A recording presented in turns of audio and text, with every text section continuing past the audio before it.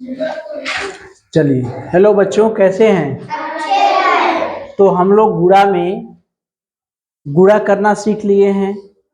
10 से 100 से 1000 से गुणा करना सीख लिए हैं। 2 अंकों का गुणा, 3 अंकों का गुणा, 4 अंकों का गुणा, ये सीख लिए हैं। अब आज हम लोग गुणा के ऐसे प्रश्न करेंगे जो वार्तिक होंगे। वार्तिक माने शाब्दिक, हाँ, लिखा हुआ, लिख करके देगा। जैसे अगर अच्छा हम पूछें, एक सवाल मुझे बताइए कि प्रीतम के पास, किसके पास? प्रीतम के पास 3 बोरी चावल है। कितनी बोरी? 3 बोरी चावल है। एक बोरी में, यानी प्रत्येक बोरी में 100 किलो चावल है। तो कुल कितने चावल हैं? कुल कितने किग्रा चावल है? कितना किग्रा चावल है? कितना किग्रा? 300। 300 कैसे आया? 3 बोरी गुणे 100 बराबर कितना आ गया? 300। ये तो बड़ा आसानी से आ गया कि 3 बोरिया चावल है। हमेशा आता भी है एमडीएम बनाने के लिए। 3 बोरी चावल है, एक बोरी चावल में 100 किलो है, तो टोटल कितना बोरी चावल है? कितना बोरी चावल है? 300। गुणा कर देंगे ना? क्या करेंगे? गुणा करेंगे। क्या करेंगे? गुणा करेंगे। प्रीतम के पास कितनी बोरी चावल है? 3 बोरी। एक बोरी में कितना किलो चावल है? 100 किलो। तो प्रीतम के पास कुल कितने किलो चावल है? कितने किलो? 300। कैसे आया? गुणा करके। तो हमें कैसे पता चलेगा कि गुणा करेंगे हम? एक बोरी में कितना है ये साफ साफ लिखा नहीं रहेगा, प्रत्येक बोरी में कितना चावल है वो पता रहेगा। एक का जैसे गुणा कैसे करते हैं हम? गुणा करने के लिए ऐकिक का नियम हमने बताया होगा कि एक का दिया हो और अधिक का पूछे, तब क्या करते हैं? गुणा। तो यहाँ सवाल को ध्यान से पढ़िए। सोहन के गोदाम में 1590 चावल की बोरियां हैं। चावल की बोरियां कितना हैं? चावल की बोरी कितनी है? 1590। यानी गोदाम में 1590 चावल की बोरी रखी है। यानी 1 बोरी, 2 बोरी, 3 बोरी, 4 बोरी, 5 बोरी, 6 बोरी, इस तरह से करते करते टोटल कितनी बोरी है? 1590 बोरी है। अब कह रहा है यदि प्रत्येक माने क्या होता है? प्रत्येक माने क्या होता है? एक। प्रत्येक माने क्या होता है? एक। यदि प्रत्येक बोरी में 107 किलोग्राम चावल है, यानी एक बोरी में कितना चावल है? 107। एक बोरी में चावल कितना है? 107 किलोग्राम। यही है ना? तो हमसे पूछ रहा है कुल, सोहन के पास कुल कितना चावल है, यानी कुल चावल कितना है। तो कैसे पता चलेगा कि हम गुणा करेंगे? तो याद करिए ऐकिक का नियम, एक का दिया हो अगर अधिक का पूछे तो क्या करते हैं? गुणा। एक का दिया हो अधिक का पूछे तो हम क्या करते हैं? गुणा। तो यहाँ पर एक बोरी में कितना चावल है दिया है कि नहीं? एक बोरी में कितना चावल है? एक बोरी में कितना चावल है? 107 किलो। तो 1590 बोरी में कितना चावल होगा? गुणा कर देंगे ना? एक बोरी में 107 चावल, तो 1590 बोरी में चावल बराबर क्या होगा? 1590 गुणे 107। 1590 गुणे 107। ठीक है, अब गुणा कर ले हम। चलिए 7 का गुणा इसमें करिए। 7 शून्य शून्य, 7 9 63 की 3, हासिल लगा 63 की 3 हासिल लगा कितना 6, 7 पचे 35, 6 41 की 3, 41 की 1 हासिल लगा 4, 7 एक कम 7 4 11। अब 0 से गुणा करेंगे तो 0 आएगा, तो कहाँ लिखेंगे 0 के नीचे कि 3 के नीचे कि 1 के नीचे, किसके नीचे, किसके नीचे, एक तो छोड़ के लिखते हैं ना, ये दहाई वाला गुणा कर रहे हैं तो दहाई के नीचे लिखेंगे, याद है। तो 0 0 0 0 ये सब शून्य हो जाएगा, ठीक। अब एक क्या है सैकड़ा, सैकड़ा है ना, इकाई दहाई सैकड़ा, तो 1 0 0 किसके नीचे लिखेंगे 0 3 या 1, किसके नीचे, ये वाला 1, ये वाला 1, ये वाला 1, अच्छा 1 0 0 1 9 9 1 पचे 5 1 इकाई 1 जोड़ दिए 0 3 1 9 1 10 की 0 5 1 6 1 7 1 इतना किलो ग्राम, ठीक है। इकाई दहाई सैकड़ा हजार 10,000 लाख, इकाई दहाई सैकड़ा हजार 10,000 लाख 1,70,130 किलोग्राम, ठीक है। तो हमें कैसे पता चला, अगर लिख करके दिया रहेगा सवाल तो कैसे पता चलेगा, तो हमें यही तरीका है, एक का दिया हो अधिक का पूछे तो हम क्या करते हैं गुणा। तो सोहन के गोदाम में कितनी बोरी चावल थी, चावल की बोरी टोटल कितनी थी 1590, एक बोरी में चावल कितना था 160 किलो, तो 1590 बोरी में चावल कितना होगा, एक बोरी में चावल 160, तो 1590 बोरी में चावल, एक का दिया है अधिक का पूछ रहा है, क्या कर दिए गुणा कर दिए। गुणा करने के लिए ध्यान देना है, इकाई वाला गुणा करेंगे तो लिख देंगे, और दहाई वाला जब गुणा करेंगे तो ये दहाई के ही नीचे लिखेंगे, हाँ सैकड़ा वाला गुणा करेंगे तो सैकड़ा के नीचे लिखना चालू करेंगे, ठीक है। फिर सबको जोड़ देंगे, हो गया। चलिए चलिए देखिए, अब सवाल देखिए, पूछने को तो किसी भी तरीके से पूछ सकता है, इसी सवाल को पूछ सकता है इस तरह से, कहता है कि एक गोदाम में अगरबत्तियां बनती है क्या बनती हैं, अगरबत्तियां, एक गोदाम में, ठीक है, एक पेटी अगरबत्ती है, एक गोदाम में इतनी पेटी अगरबत्ती बनती है, इतनी अगरबत्ती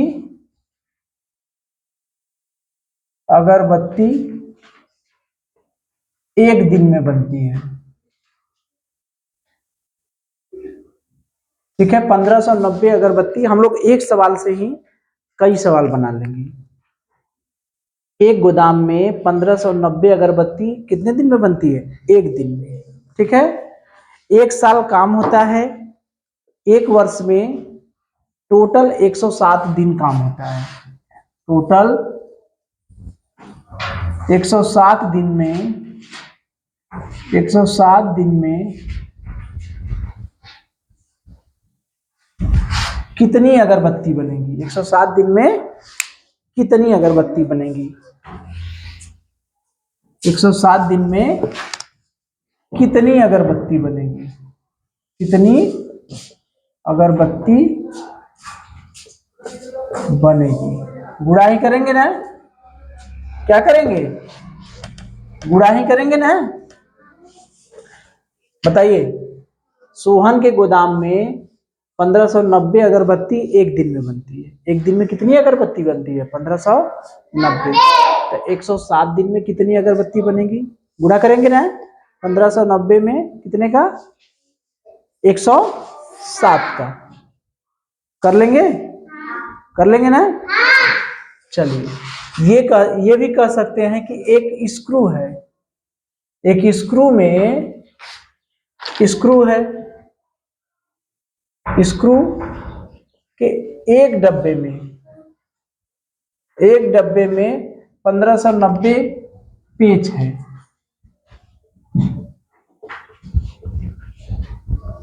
एक डब्बे में कितने पेच है 1500, 90 पेच है। एक स्क्रू का डब्बा, स्क्रू समझ रहे हैं ना, पेचिया का डब्बा, स्क्रू माने पेच का डब्बा।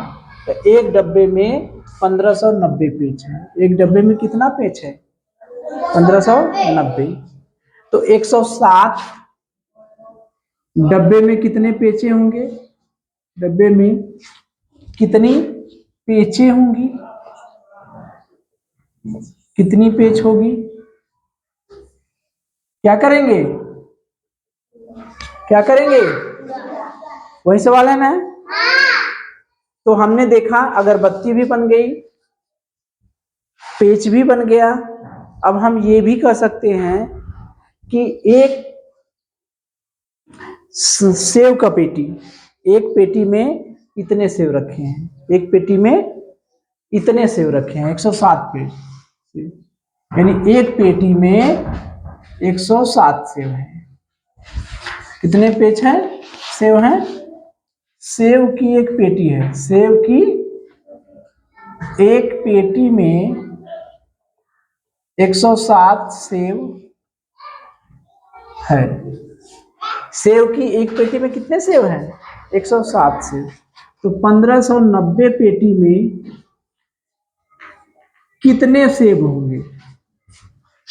कितने सेब होंगे? क्या उत्तर आएगा? यह ठीक है। प्रश्न पूछने को किसी भी तरीके से पूछ सकता है। बात समझ में आ रही है? और सवाल बनाया जाए? ठीक है। अब देखिए हमारे पास दो संख्याएं हैं, 1590 और 107। तो इबारती प्रश्न याद है?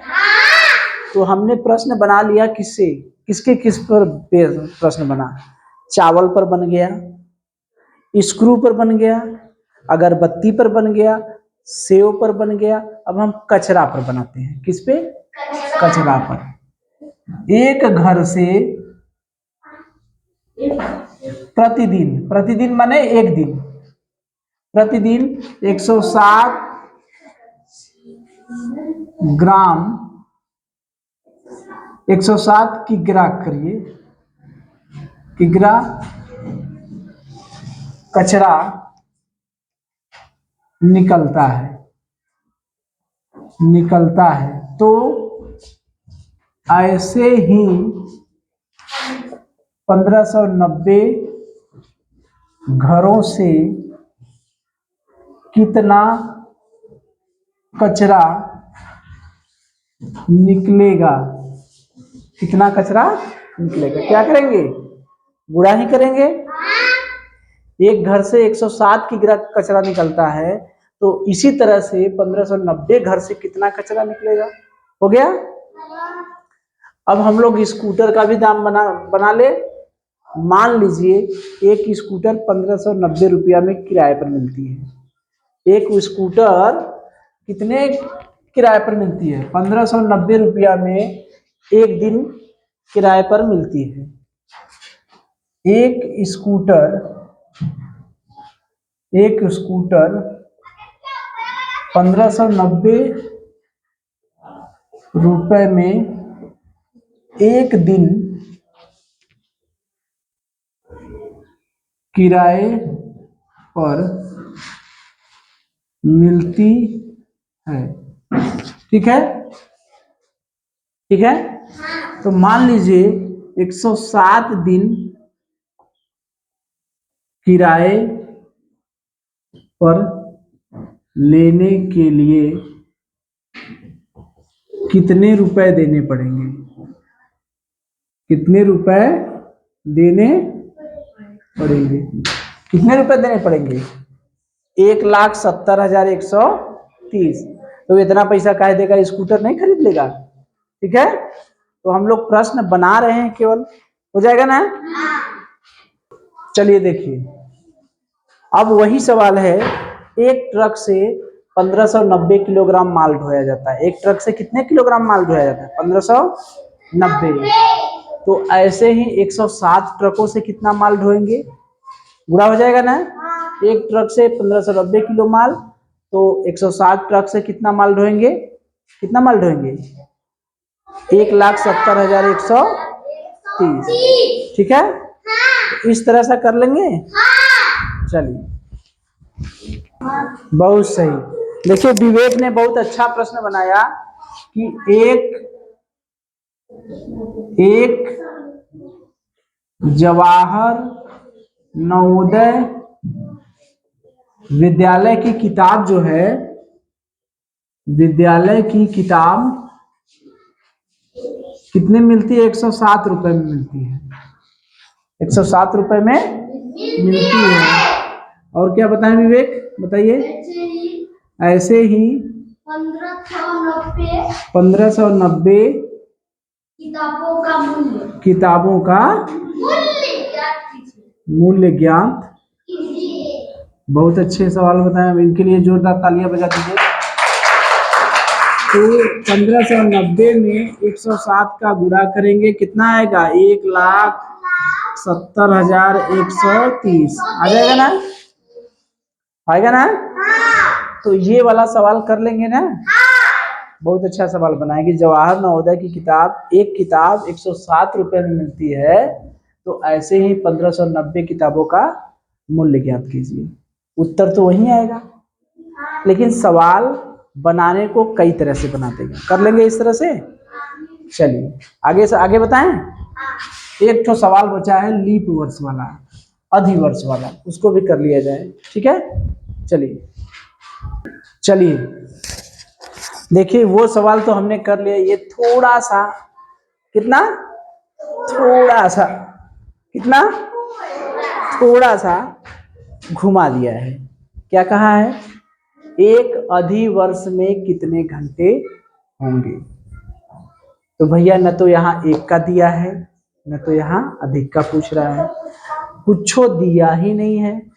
तो दिया है, खाली हमको देखने की जरूरत है। ये दिया है, हमें केवल देखने की जरूरत है। क्या देखने की जरूरत है? कैसे पता चलेगा कि दिया है? कैसे पता चलेगा? एक दिन में कितने घंटे होते हैं मुझे बताइए? 24 कितना घंटा? 24